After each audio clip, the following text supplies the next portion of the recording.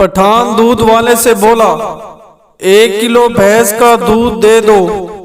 دودھ والا تمہارا برتن چھوٹا ہے۔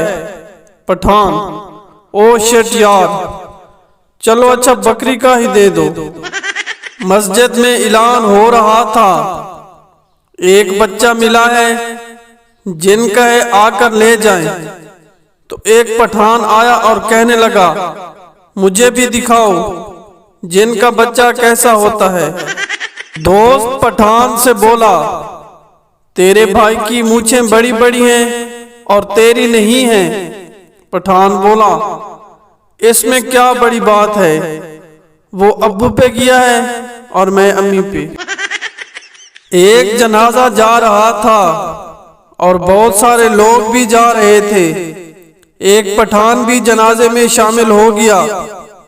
کسی نے کہا کلمہ شہادت، پٹھان نے کہا زندہ باد۔